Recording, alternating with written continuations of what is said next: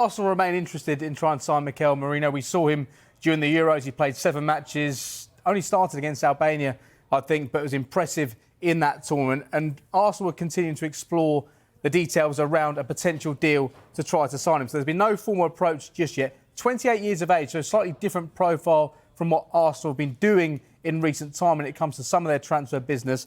He's entered the final year of his contract as well, so similar to Conor Gallagher in that respect. So he's got a number of options that he's looking at the moment. He's one of a number of players Arsenal are looking at in this transfer window. And we've heard from Mikel Arteta the last few days. He said, don't expect anything like a £100 million signing of Declan Rice, which they did last summer. But they did say, crucially, they will look to strengthen if they can. And Mourinho would be someone who would add to their stocks in midfield. OK. Mark, just tell us a little bit more about it. I mean, Newcastle fans might know a bit about him because obviously he was there for a little while. What will they be getting if they add to their already impressive midfield that Mikel Arteta has been building over the last few years? Well, they're getting a player that's just won the Euros and played a part in all 7 games for Spain. Yeah. And I think if you look at any kind of criticism for Arsenal over the last few years, whilst they've been absolutely brilliant, they've played great football, they've got young, exciting players, they're clearly on a good journey.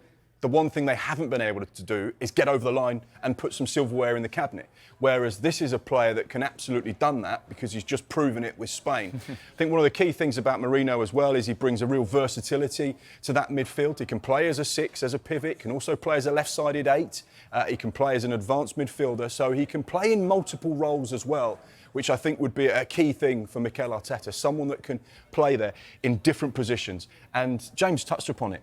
He's got that experience as well. At 28 years old, he goes against the grain slightly of what Arsenal have done over the last few transfer windows. A little bit more experience, a little bit more know-how and knowledge.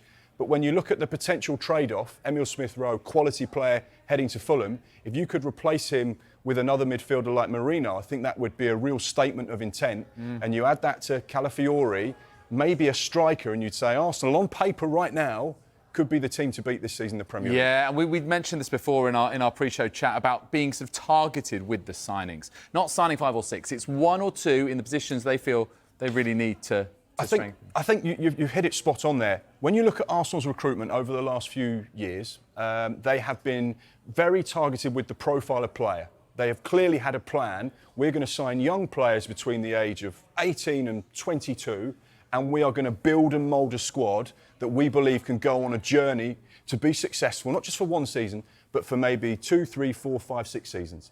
And if you've got those players that are young and in their early 20s, when you get to the stage where you think we've actually got a complete squad now, you just need to add to it. Like Pep Guardiola has done at Manchester City. Let's just add 1 or 2 every summer just to keep that freshness and keep that squad going. But actually, the basis of our team is very strong and very competitive. And you get the feeling, because the board have backed Edu and Mikel Arteta, they're in that place now. Yeah. They've got an excellent squad. They've got strength in depth. They've got good quality players. They've got experience and youngsters. This is all coming together nicely. Now, this man has got to do the business on the pitch because it's all lined up perfectly. No pressure, Mikel. Proper project, though. No pressure for me. This is what I'm saying.